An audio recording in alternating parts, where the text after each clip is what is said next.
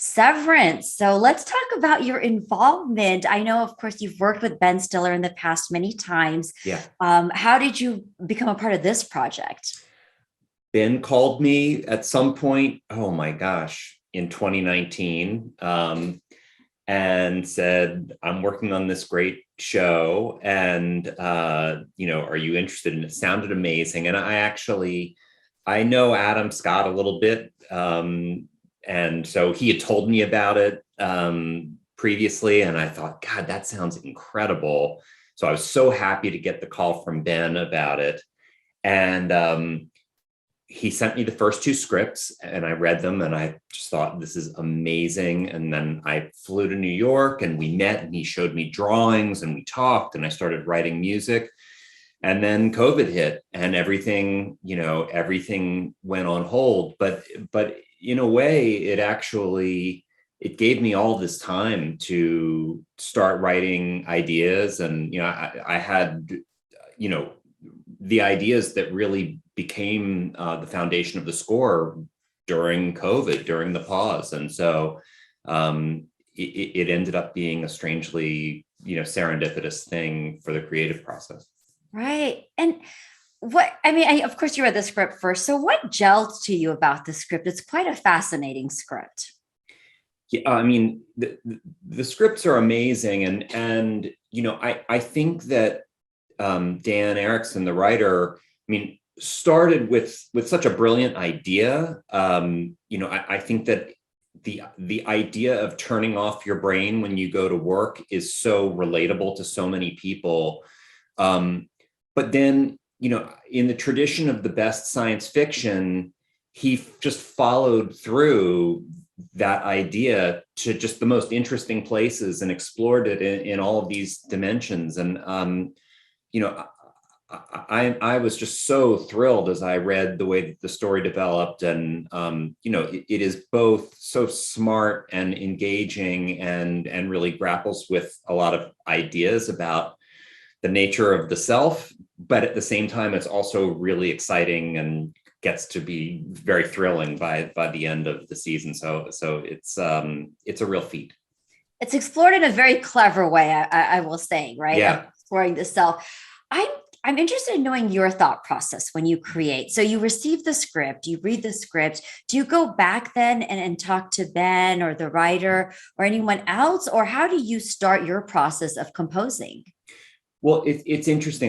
The on this project, the first thought I had is, okay, well, so it's about this dichotomy between an innie and an outie, and maybe the music can explore that dichotomy. And Ben thought that sounded reasonable, and so I started writing themes, and we were finding ideas we really liked, and then I had written this one piece of music, and it had a section in the middle that Ben really liked, and it was not the main idea. It was like the B section of one idea, which was more electronic in nature. But Ben kept sort of going to this one part, and so I thought I should like explore that. Like I should definitely. There's something there that he's responding to, and I sat down and I took the chord progression that it was based on and wrote what ended up being the main title theme for the show. And I sent it to Ben and didn't hear back from him for like weeks and weeks, like maybe over a month. And I was like, oh, I guess he didn't like that. Okay, well, the next idea will hit. And then at some point he called me and said, oh, I really like that. Like that. I'm really excited about that. And Ben has such great intuition. One of the things that I have learned over the years, over and over again, is to just trust his instincts, because they're really amazingly on point. And what ended up happening is, like, we ditched the idea of an innie and outie theme or playing the separation. It really became about one theme. And I think that what that ends up doing is just really always keeping you focused on what's the mystery what's the central mystery of this show? And I think that even though we kind of didn't know that's what we were doing necessarily, we just sort of followed that. We followed our gut. I think that that's what the effect of that has. Well, and it's such a catchy tune, Theodore. I have to tell you that. Thank I mean, you. what's so interesting, I think, when you watch the episodes too, it's there, right? But Yeah. it doesn't overpower the scene so much. It's almost like it drives the scene, though. But the music is so important, I think, in each of those scenes. I'm also fascinated by the opening. Uh-huh. So, did you receive those visuals first, or does that come into play with how this process was? No, I mean, it was the other way around, which of course, as a film composer, it's so nice because so often, your job is chasing the picture. And in this case, I had written that theme for Ben and he really liked it. And we thought it would be a good material for the main title sequence. So I wrote a version of it that was about a minute and a half long for the purpose of the main title. And then this brilliant animator who's known by the name Extraweg, Oliver, he created this incredible sequence. Oh. And it was a thrill. It was a thrill to be involved. Ben included me sort of in those meetings with him. And he had a million incredible ideas. It was like the challenge, I think, for Ben was like picking which ideas to follow because he had so many brilliant ones. And, I think that they ended up with just the most incredible, striking visual sequence. And I got to just sit back having already written the music and just sort of watch them put the visuals to picture, which was really nice. It must have been so exciting to watch, though, because I feel like I could watch that opening sequence 3 to 5 times. I mean, So brilliant. I'm always excited to watch it, and and proud to have my music behind it. And the guy is a truly brilliant artist, and it's really neat to have your music as part of something like that. Oh, I can imagine. I'm going to jump real quick and talk about film because, of course, we know that you have a background in film too. How Yeah. different is it composing for film and television? It's really different. I mean, it's a definitely distinct experience, mainly because I think in film, you can really get your hands around what the shape of your score is. You go and watch a screening of the entire movie when you're working on a feature, many, many times over the course of the process. So you can sit and you watch and you think like, oh, okay, well, I need to do something different here because like the overall shape feels like it needs more energy in this section. Television, there's just so many hours and you work on the piece, on the episodes one at a time, such that you can get that kind of a sense of how the shape of each episode is working, but it's very hard to track how the entire season is working. And so it's a little bit more of a leap of faith that over the course of 9 episodes or however many episodes, you're making something that has the right shape. And that's where you just have to really trust your colleagues. And in this case, Ben and Jeff Richmond, the supervising editor, were so great with music throughout the process and such good partners in helping to construct the music and then just helping to keep track of those larger shapes over the course of the season. So, Theodore, do you get to go back in and revisit? So, for example, like, I'm at episode 7 right now. Yeah. Uh-huh. And I felt like in 5, I felt the tempo picking up a little bit. Mm-hmm. But then by the time I'm in 7, I'm definitely seeing different compositions and different pieces. Yeah. So are you creating all this before, or you're able to go back and revisit and revise if you need to? Oh, I see. It's both. So one of the things that I really like doing, whether for film or television, is I like to do a lot of writing early on in the process, like even before the filmmaker has shot. And we did a lot of that on this. After we discovered what our main theme was, I spun out tons and tons of material based on that theme, because I wanted the music to be in the hands of the editor and Ben while they were cutting picture, so that they could be laying not the score from some other movie into the show, but the score to the show into the show.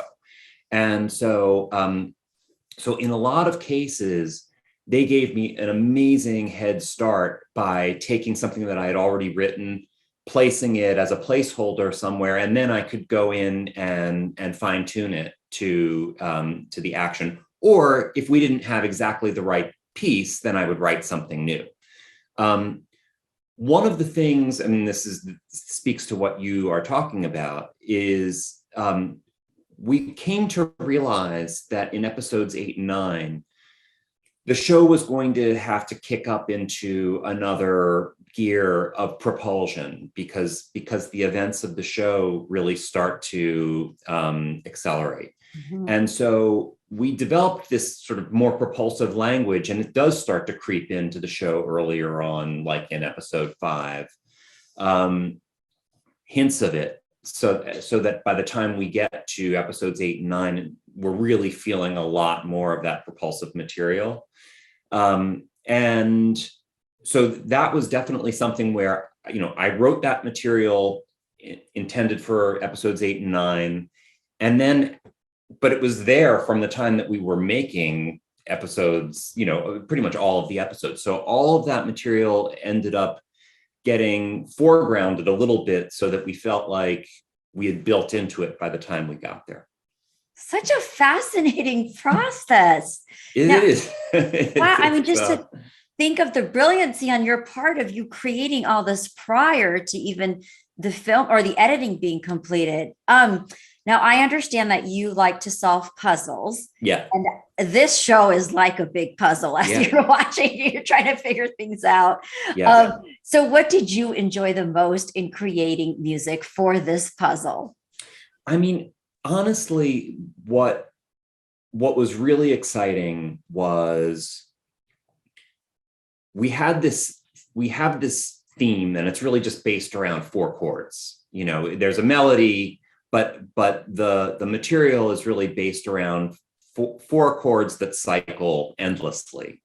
And so then the challenge as a composer is, how can you spin that out, and how can you keep developing it and keep stretching it out and making it surprising and finding new things to do with it, so that it really has the effect, as we deepen the mystery of what's going on, how can we make the music feel like it is also sort of peeling back layers and layers of the onion?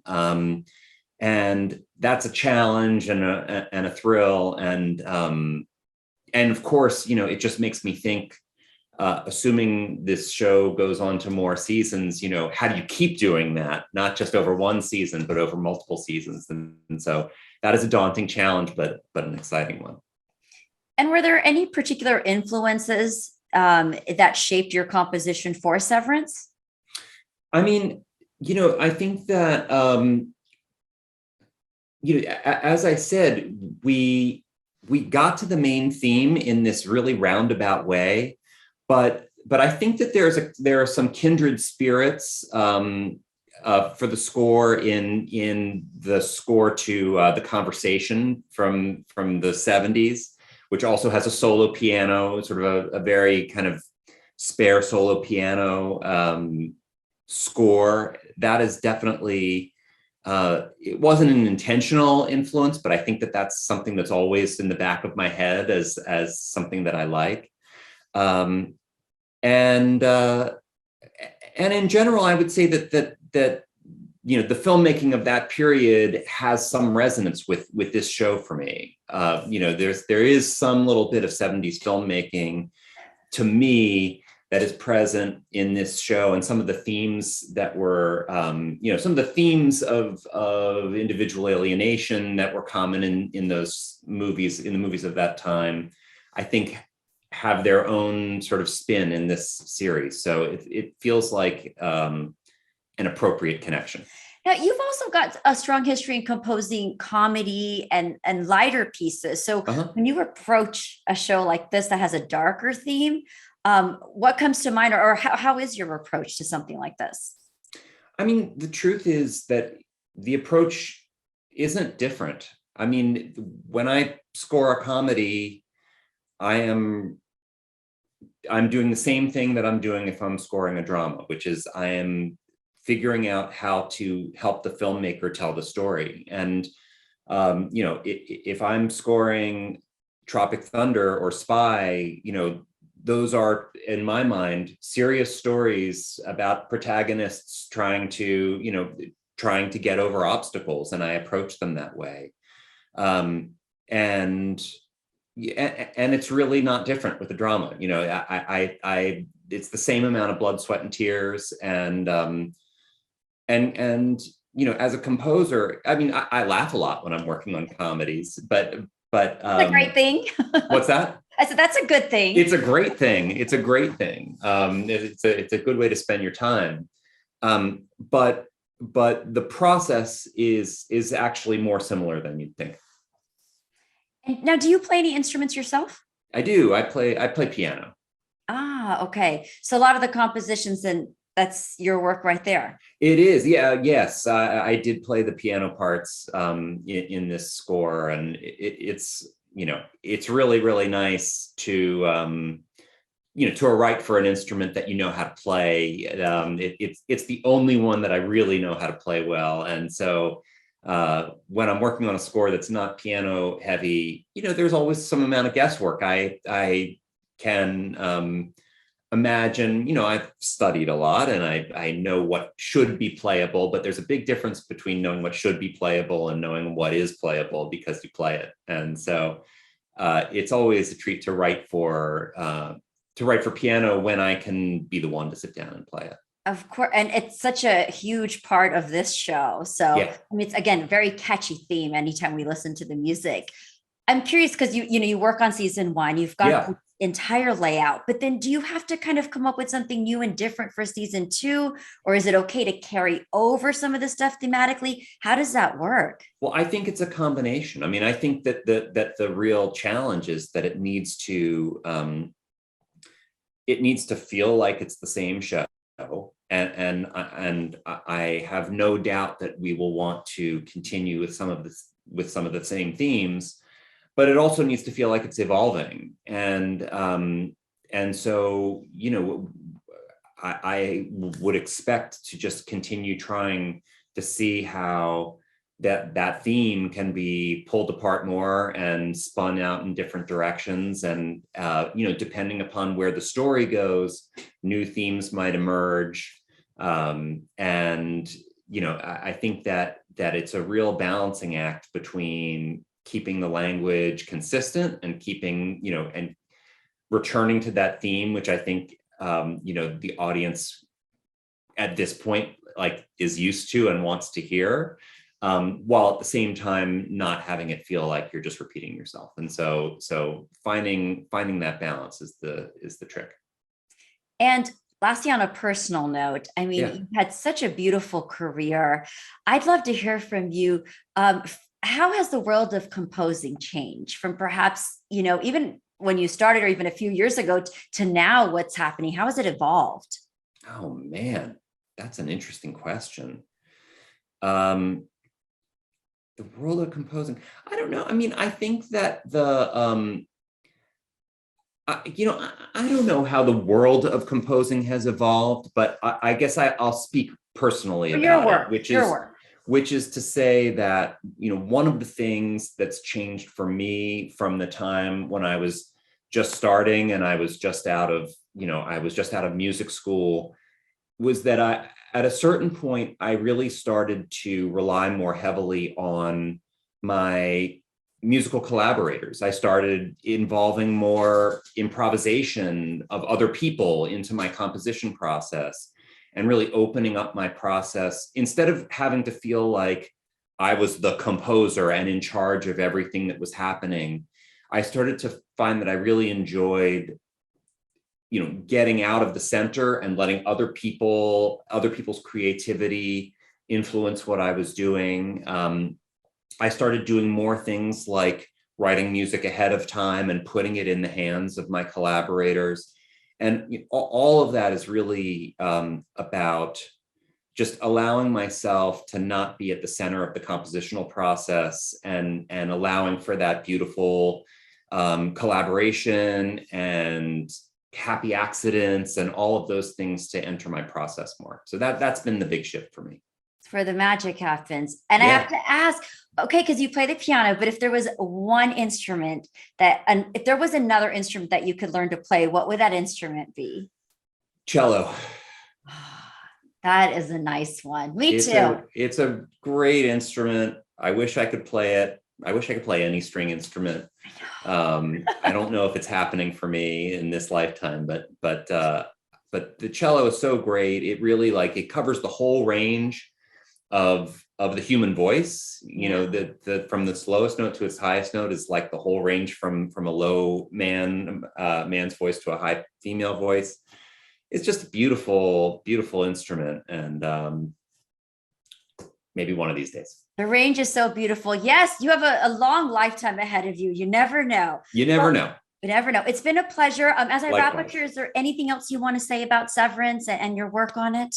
No, I mean, I'm just so proud of this show, and I'm watching it every week as an audience member and just enjoying it tremendously. So I'm just thrilled to have worked on it and enjoying it like everybody else. Well, it's always exciting to hear your pieces. So I'm glad I had the pleasure to speak to you today.